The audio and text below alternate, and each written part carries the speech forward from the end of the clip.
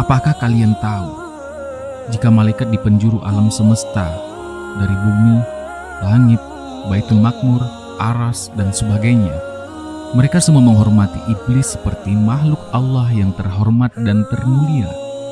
Namun, mengapa ia terusir dari surga? Dalam video kali ini kita akan membahas tentang kisah terusirnya iblis dari surga.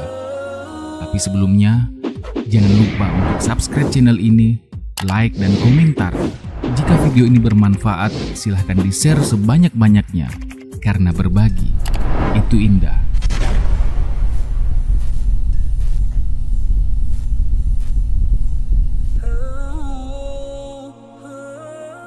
Dalam kitab Tafsir Shawi halaman 2, Tafsir Al-A'raf, bahwa di sana disebutkan bahwa iblis itu adalah nenek moyang dari bangsa jin dan setan. Sebelum dikutuk oleh Allah, iblis dahulunya bernama jin. Namun setelah dikutuk oleh Allah karena tidak mau bersujud kepada Adam, maka namanya berubah menjadi setan. Dalam suatu kitab hadis yang menjelaskan tentang iblis, karangan Syekh Taftazani bin Basumi pada kitab Sholawatul Kabul Akbar, bahwa Allah Subhanahu wa Ta'ala memerintahkan, memberi tugas, memberi mandat yang agung dan sangat mulia, di antaranya sebagai berikut. Iblis sebagai penjaga surga dalam kurun waktu 40.000 tahun. Iblis pernah hidup bersama tergabung dengan malaikat selama 80.000 tahun. Iblis diangkat menjadi penasehat malaikat selama 20.000 tahun. Iblis menjadi pemimpin malaikat Qarabiyun dalam waktu 30.000 tahun. Iblis melakukan tawaf mengelilingi Aras bersama para malaikat dalam waktu 14.000 tahun. Nah, jadi secara keseluruhan, iblis beribadah melakukan semua perintah kepada Allah dalam kurun waktu kurang lebih 185.000 tahun. Pada masa itu, malaikat dan lainnya, iblis diberi gelar Al-Aziz, atau makhluk Allah yang termulia. Ada yang memberi gelar Azazil, atau panglima besar malaikat. Menurut kitab Tafsir Munir dan Shawi, iblis beribadah pada Allah dalam masa 80.000 tahun, tawaf di Baitul Makmur dan Aras selama 14.000 tahun. Oleh karenanya di langit pertama sampai ke-7, iblis sangat dihormati oleh para malaikat. Karena saking terhormatnya, di langit yang pertama berkibarlah bendera bertulis Al-Abid, atau iblis yang ahli ibadah. Di langit kedua berkibarlah tulisan Al-Jahid, iblis yang ahli suci, tidak melanggar larangan Allah dan mematuhi segala perintah Allah. Di langit ketiga berkibarlah tulisan Al-Arif, yang mengetahui segala kekuasaan kemuliaan Allah. Di langit keempat berkibarlah tulisan Al-Waliyu, yang dibebani dan dikasihi Allah. Di langit kelima berkibarlah tulisan At-Taqiyu, yang takut dan patuh pada perintah Allah.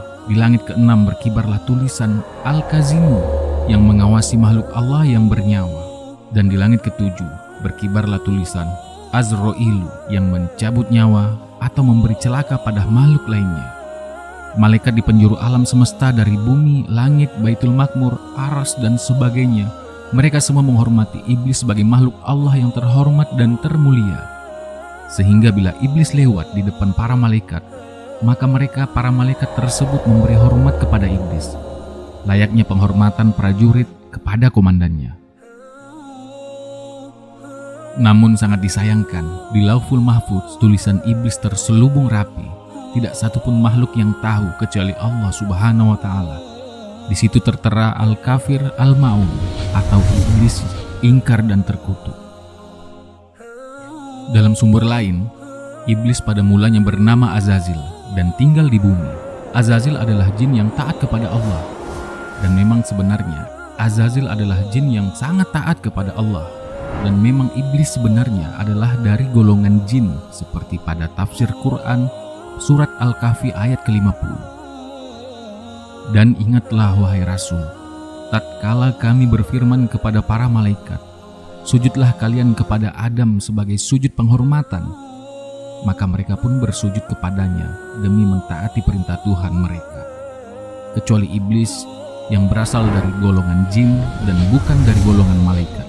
Dia enggan dan sombong untuk sujud, sehingga ia pun keluar dari ketaatan pada Tuhannya. Maka, apakah kalian, wahai manusia, pantas menjadikan dia dan keturunannya sebagai pemimpin dan penolong selain aku, padahal mereka adalah musuh kalian? Pantaskah kalian menjadikan musuh-musuh kalian sebagai pelindung dan pemimpin? Sungguh sangat buruk dan kejilah perbuatan orang-orang zalim yang menjadikan setan sebagai pemimpin dan penolong mereka sebagai ganti dari Allah Subhanahu wa Ta'ala.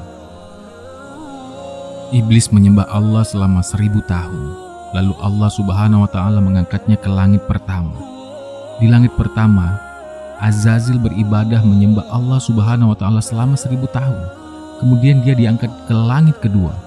Begitu seterusnya hingga akhirnya dia diangkat menjadi imam para malaikat. Ibadahnya kepada Allah sangatlah banyak.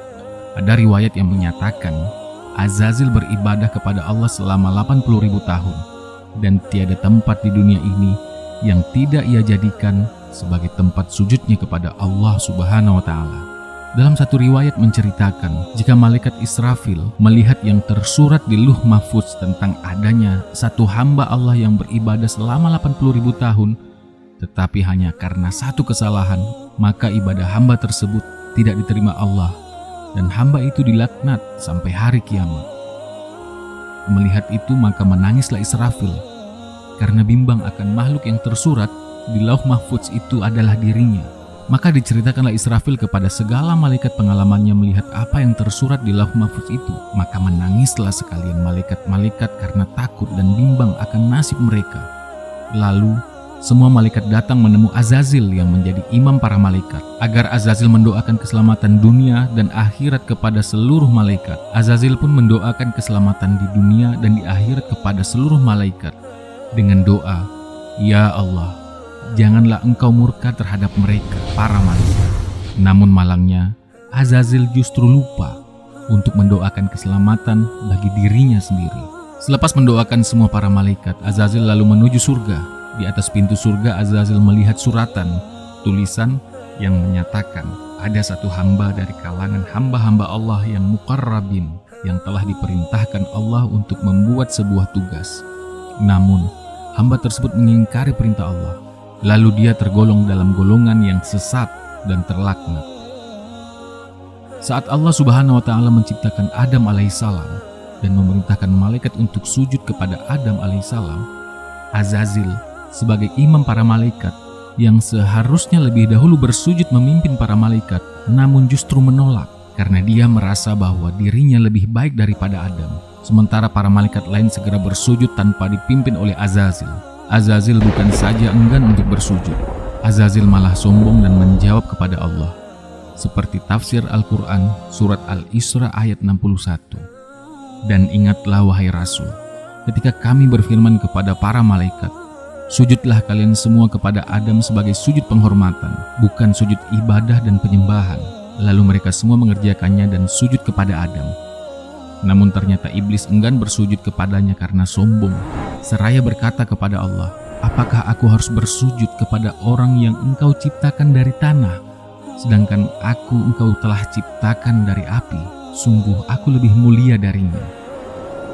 Keengganan iblis untuk sujud ini dikarenakan rasa hasad dan dengki iblis Azazil yang iri hati apabila Allah hendak melantik Nabi Adam sebagai khalifah di muka bumi, karena ia merasa jauh lebih sempurna karena diciptakan dari api, sedangkan manusia diciptakan dari tanah. Untuk itu, maka terusirlah Azazil dari surga.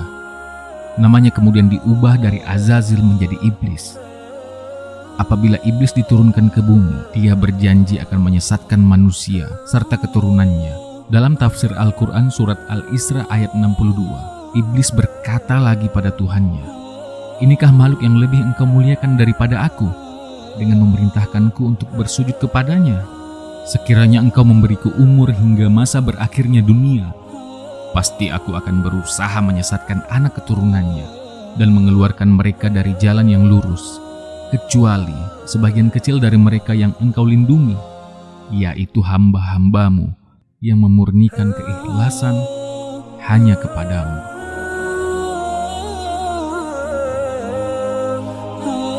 Nah, itulah kisah iblis kenapa ia terusir dari surga. Sampai di sini catatan kaki kita kali ini. Silakan di-subscribe ya teman-teman, agar makin banyak video-video yang akan kita produksi.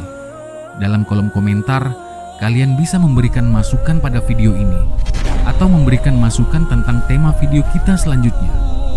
Nah, silahkan di-share sebanyak-banyaknya, karena berbagi itu indah.